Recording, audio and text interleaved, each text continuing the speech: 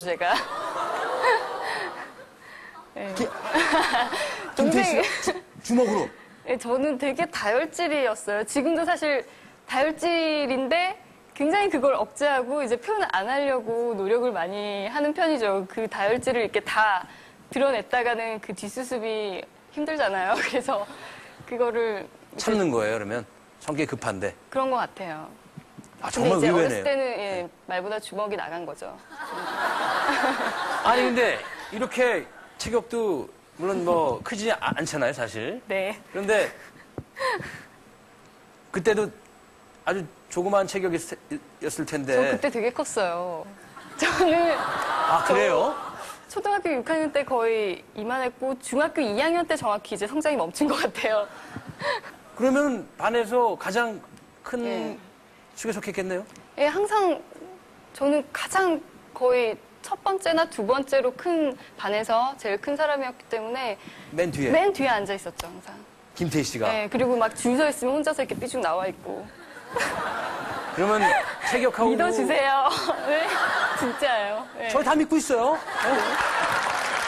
근데 학창시절 때 별명을 제가 이렇게 기사에서 읽어보니까 뭐 형광등, 둔치 이런 별명이. 둔녀라는 말은 들어봤는데. 둔치가. 네.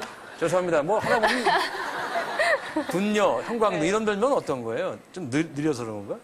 예, 그때는 좀 이렇게 센스가 없는 거죠. 예. 그러니까 지금도 뭐 센스가 많이 있는 건 아닌데 말귀를 잘 못 알아듣고 예, 친구들이 농담하면 막 진지하게 받아들여서 예, 많이 놀림을 받았어요. 김태희 씨의 성장기 때 모습은 키 큰 학생이었고 둔녀고 과격했고 말 잘 못 알아듣고. 네.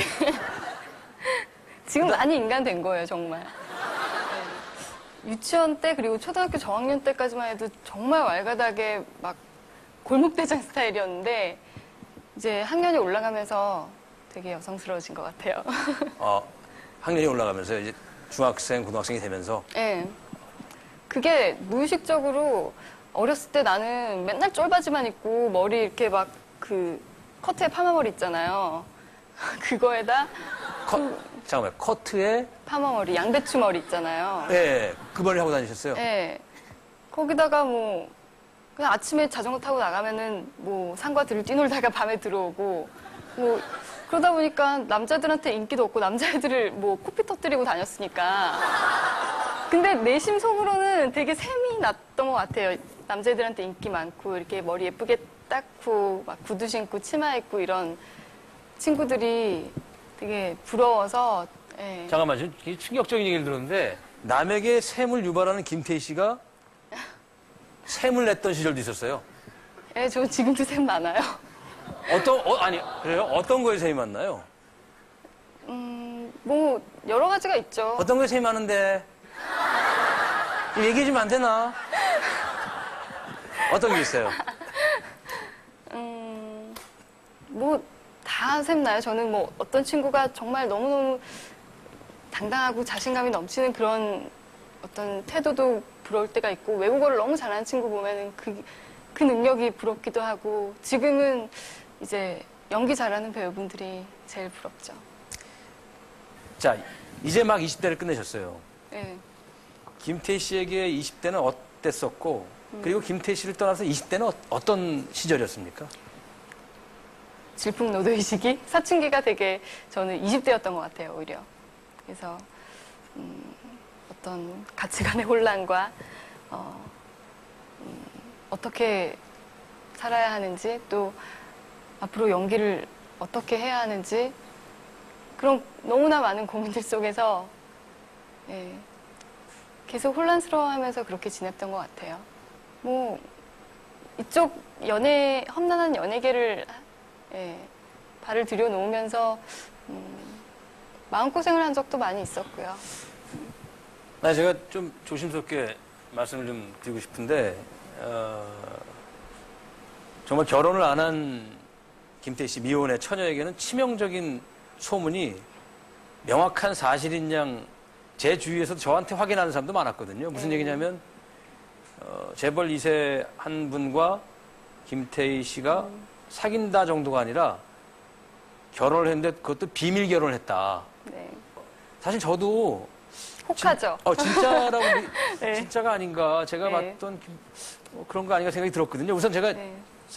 제가 취조하는 건 아닙니다만 네. 사실관계를 여쭤볼게요. 그분을 만난 적은 있나요? 사석에서나 공석에서? 저는 그 소문을 들었을 때 도대체 누구랑 소문이 난 거냐고 저는 잘 몰랐어요. 만난 적도 없나요? 네, 얼굴도 어떻게 생기신 분인지 몰랐어요, 그때는. 아. 네. 당연히 그걸 사람들이 믿을 거라는 생각조차 못했어요. 그리고 당연히 사실이 아니니까 시간이 지나면 알려지겠지, 이렇게 있었는데 점점 그 소문이 커지면서 거의 기정사실화가 되는 거예요. 그리고, 어느 날 이제 여름에 가족들이랑 여름 휴가를 가면서 출입국 심사를 이렇게 통과할 때 제가 제 첫째 조카를 데리고 거기를 같이 통과를 했어요. 네. 근데 그 첫째 조카의 성이 또 공교롭게도 그 소문의 주인공분과 같은 거예요. 그래서 그 심사하시는 분이 저랑 이제 제 조카를 이렇게 번갈아 보면서 굉장히 의미심장한 그런 미소를 지으시면서 후회 안 하세요? 이렇게 물어보는 거예요. 그래서 저는 무슨 말인지 몰랐어요, 처음에. 그래서, 예? 그랬더니, 아니요. 그냥 연예계 생활 후회 안 하시냐고요. 그러는 거예요. 그래서 내가, 그냥, 잘 지내고 있어요. 이러고 지나갔는데, 가만히 생각해 보니까 그분도 정말 그 소문을 사실로 믿고 있었구나라는 생각이 들더라고요. 근데 김태희 씨는 왜 그런 얘기가 나왔을 때 적극적으로 해명하고 그것은 아니다라는 것을 좀 팬들과 대중들에게 왜 적극적으로 대처를 안 했나요? 저는 이 소문이 이렇게까지 심각해질 줄 몰랐어요, 사실. 그래서 제가 어디 나가서 이거 아니다. 뭐 절대 아니다라는 걸 큰 소리로 떠들면 그 소문을 몰랐던 사람들까지 더 알게 되면서 그 소문이 더 커지지 않을까 이런 우려 때문에 좀 기다렸죠. 가만히 기다리다가 도저히 안 되겠는 거예요. 그래서 이제 소속사 측에서 그 네티즌들을 중에서 좀 정도가 심하다고 생각되는 악플러들을 선별해서 고소를 하게 됐죠. 그리고 결국은 이제 그 수사 과정에서 소문이 사실이 아님이 확실하게 밝혀졌고 그분들도 굉장히 그분들이 사실 소문을 처음에 낸 그런 장본인들은 아니잖아요. 그분들도 어디에서 들은 얘기를 그냥 옮겼을 뿐인데 재미로 그렇게 또 어떤 법적인 처벌을 받는다는 게 그분들도 억울할 수도 있고 또 어느 정도 많이 반성을 하고 계시고 그래서 결국 취하를 하게 됐죠. 아, 그랬군요. 그런 일을 당했을 때 본인도 본인이고 가족들도 그렇고 그 상처가 굉장히 심했을 텐데 전혀 잊지도 않은 사실을 어땠어요? 네. 그 당시 본인은 많이 우선. 힘들었죠. 예. 가족들도 많이 억울해하고 답답해하고 예, 저한테 뭐 오늘 어디 가서 이런 얘기를 들었는데 뭐 그렇다더라 이런 얘기들을 뭐 다 하시진 않지만 그런 다 할 수 없을 정도로 많은 얘기를 들으셨겠죠. 저한테는 이제 직접 대놓고 얘기한 사람은 많이 없으니까 저는 오히려 그렇게 실감을 못 하는데 가족들은 정말 수없이 많은 얘기를 들었을 거예요. 그러면서 어머니는 때려치라고 이 예, 유명한 농담이에요. 생활 배우 생활을 그만해라. 그냥, 농담 반 진담 반으로 그렇게 말씀하셨어요.